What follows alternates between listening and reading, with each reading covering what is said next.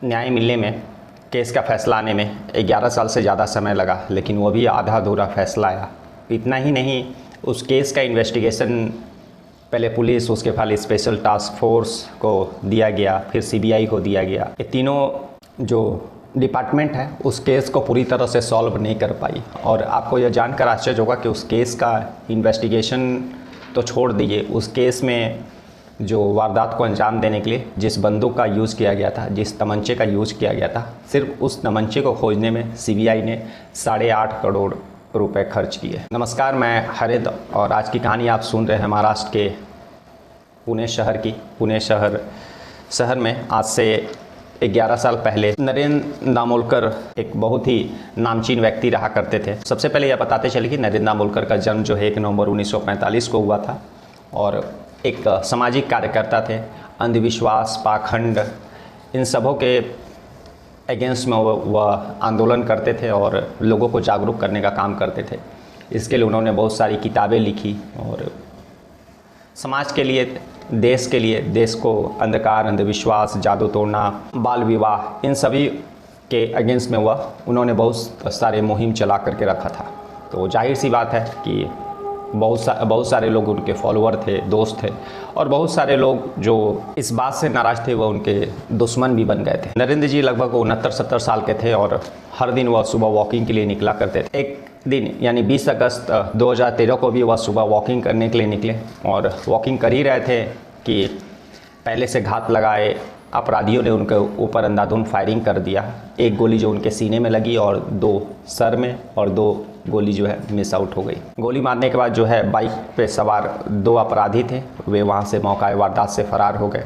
आंगन फांगन में जो लोग सुबह के समय उनके साथ उस जगह पर जो राहगीर थे, वे लोग ने उनको देखा, फिर उसको 100 को अस्पताल पहुँचाया गया, लेकिन 3 घंटे के बाद उनका जो है मृत्यु हो गया। नरेंद्र दामोलकर उस समय एक बहुत बड़े शख्स थे, क्योंकि समाज के कल्याण के लिए बहुत सारा वो जो है जागरूक कार्यक्रम, आंदोलन चला रहे थे। उसके बाद फिर पुलिस इस केस का इन्वेस्टिगेशन करती है और 1-2 दिन में ही पुलिस ने मनीष नागौरी और विकास खंडेवाल जो शूटर हैं उनको गिरफ्तार कर लेती है। लेकिन पुलिस तो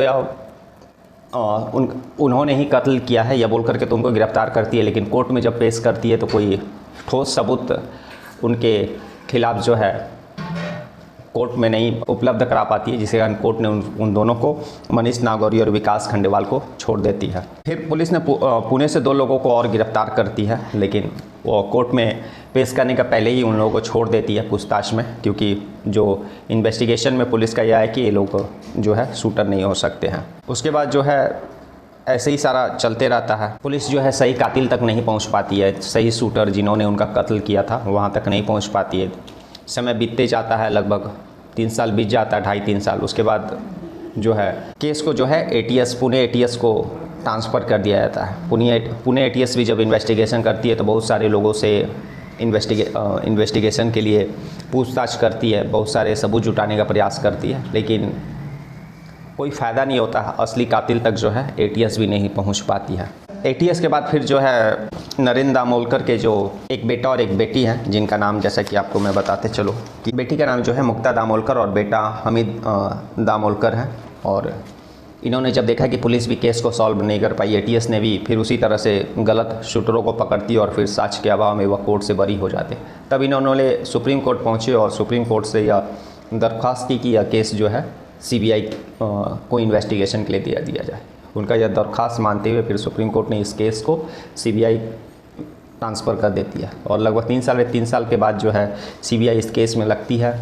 सीबीआई ने जब इस केस को अपने हाथ में लिया तो उस समय यह हल्ला हुआ कि सीबीआई ने सही कातिल को पकड़ लिया। सीबीआई ने खुद भी यह बयान दिया मीडिया में, लेकिन जो है कुछ समय के बाद फिर उसको छोड़ देती है, क्योंकि पर्याप्त सबूत नहीं मिलते हैं। और जिन लोगों को उसके बाद फिर जो है 2 लोगों को गिरफ्तार करती है, सचिन अंदरूने और शरद, और पुलिस यह बताती है कि यही असली कातिल है। सीबीआई जो है जो मौका वारदात पर जिन लोगों ने मर्डर के समय उपस्थित थे उन लोगों से पूछताछ करती है, तो उस समय सिर्फ 2 ही ऐसे लोग थे जिन्होंने यह कहा था कि जो नरेंद्र दामोलकर पर जिन लोगों ने गोली चलाया था उन लोगों को वह साफ तरह से देख नहीं पाए, और सिर्फ इतना ही याद है कि वे जिस बाइक पर थे उस बाइक का नंबर 7756 था और चेहरा उन लोगों को उतना अच्छा से याद नहीं है। और जब सीबीआई ने यह केस अपने हाथ में लिया तो शुरू से इन्वेस्टिगेशन करने का इरादा किया और उसके लिए लगभग सीबीआई ने 100 लोगों से पूछताछ की, जो उस समय वॉकिंग के क्षेत्र में जहाँ पर नरेंद्र दामोलकर जो है सुबह में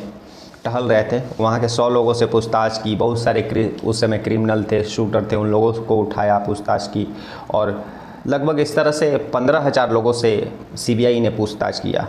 और उस समय 110 सीसीटीवी 2013 की बात है, उस समय पुलिस ने जो है लगभग 110 सीसीटीवी कैमरे को भी खंगाल डाला। इतना ही नहीं, सबसे बड़ी बात कि 8 crore phone call record data को भी सीबीआई ने खंगाला, लेकिन कोई ख़ास सबूत सीबीआई के हाथ में लगी नहीं। उसके बाद जो है सीबीआई को तभी यह जानकारी मिली कि जो नरेंद्र दामोलकर का मर्डर में जो यूज़ तमंचा था वह अपराधियों ने समुद्र में फेंक दिया है। और उस समय जो मनीष नागौरी और विशाल खंडेवाल को पुलिस ने गिरफ्तार किया था, तो जैसा कि पुलिस ने ये बताया था, बाद में सीबीआई ने भी इन्वेस्टिगेशन में यह बात बताया कि वही असली कातिल है और उन्होंने अपना गुनाह कबूल किया है। और ये भी बता रहे हैं कि जो तमंचा नरेंद्र दामोलकर को मारने के लिए यूज हुआ था, वह यूज़ करने के बाद वे लोग समुद्र में फेंक दिए हैं। और पुलिस को सबूत चाहिए था, सबूत जुटाने के लिए अब समुद्र में खोजना उस तमंचे को काफ़ी मुश्किल था। उसके बाद जो है पुलिस दुबई की एक कंपनी को इस सर्च ऑपरेशन के लिए बात करती है, डील करती है और फिर दुबई की कंपनी जो है एक कहीं और से एक मशीन मंगाती है और उसको भारत ला करके उस समुद्र के स्थान पर जहाँ पर तमंचा अपराधियों ने बताया था कि फेंका गया है, वहाँ पर उसको इन्वेस्टिगेट करना था, खोजना था। तो उस मशीन को सिर्फ दूसरे देश से भारत में लाने का खर्च जो था 1 करोड़ रुपया एक्साइज ड्यूटी के रूप में देना था। मशीन आता है, फिर उस तमंचे को खोजा जाता है और वह तमंचा मिल भी जाता है। फिर पुलिस ने उस तमंचे को फॉरेंसिक भेज देती है, कलीना फॉरेंसिक लैब जो पुणे में है, उसको वहाँ पर भेजती है। जो फॉरेंसिक से रिपोर्ट आती है उसमें यही रिपोर्ट आता है कि कंफर्म नहीं है कि इसी तमंचे से गोली चली है, क्योंकि जो नरेंद्र दामोलकर के शरीर में जो गोली मिली थी और इस जो तमंचे का जब फॉरेंसिक ने एक्सपर्ट ने जब इन्वेस्टिगेट किया, तब वे लोग एक कंफर्म पॉइंट पर नहीं पहुँच पाए। उनको डाउट था कि हो भी सकता है, नहीं भी हो सकता है। तो कोर्ट में भी फॉरेंसिक का रिपोर्ट जो है कंफर्म तौर पे नहीं था कि जो मनीष नागौरी हैं और विकास खंडवाल हैं उन्हीं लोगों ने मर्डर किया है। साक्ष्य के अभाव में कोर्ट से उन लोगों को बरी मिल जाती है। उसके बाद जो है सीबीआई फिर से नए तरीके से इन्वेस्टिगेट करती है, 100 लोगों से पूछताछ करती है, लगभग 8 करोड़ फ़ोन कॉल रिकॉर्ड को खंगालती है। और यह बताते चले कि सीबीआई को जो नरेंद्र दामोलकर का केस जो है 2016 में ट्रांसफ़र हुआ था, लेकिन सीबीआई के हाथ में भी जो मेन एक्यूज था, जो मेन दोषी था जिसने इस सारे षड्यंत्र को रचा था, वहाँ तक सीबीआई भी नहीं पहुँच पाई। तभी 5 सितंबर 2017 को गौरी लंकेश की हत्या, जो कि एक रिपोर्टर थी और कर्नाटक से यह रिपोर्ट आती है, और फिर जो है पुणे की पुलिस और सीबीआई मिल करके कर्नाटक पुलिस से संपर्क करती है, क्योंकि ऐसा कुछ सीबीआई को इन्वेस्टिगेशन में यह मिला था कि जो नरेंद्र दामोलकर का 2013 में केस हुआ था और 2017 में जो गौरी लंकेश जो जर्नलिस्ट का मर्डर हुआ था, ये कहीं ना कहीं एक दूसरे से जुड़े हुए हैं। जब सीबीआई और इन्वेस्टिगेशन करती है तो यह पता चलता है 30 अगस्त 2015 को भी शिक्षाविद NN कालमुर्गी और 16 फरवरी 2015 को गोविंद पावनकर, इन तीनों लोगों का कत्ल जो है ठीक उसी पैटर्न पे हुआ है जिस तरह से नरेंद्र दामोलकर का मर्डर हुआ था। और जब कर्नाटक पुलिस के साथ जब सीबीआई मिलकर के काम करती है तो डॉक्टर वीरेंद्र सिंह तावड़े जो मेन एक्यूज़ के रूप में कि उसी ने सारा यह षड्यंत्र रचा और नरेंद्र दामोलकर की हत्या की है, विक्रम और संजीत पुनावेलकर को गिरफ्तार करती है मेन एक्यूज़ के रूप में। 3 साल मुकदमा चलता है और 11 साल पूरा केस का हो गया। अभी जस्ट मई में इस केस का जो है फाइनल फैसला आया है और 8 साल 8 महीना तो सीबीआई ने ही इन्वेस्टिगेशन किया है। कोर्ट ने यह माना कि शूटर के खिलाफ जो है, जो विनय पवार और शरद अबोलकर जो थे, इन लोगों के खिलाफ पर्याप्त सबूत तो हैं, लेकिन जो मेन साजिशकर्ता के रूप में सीबीआई ने जिसको गिरफ्तार किया था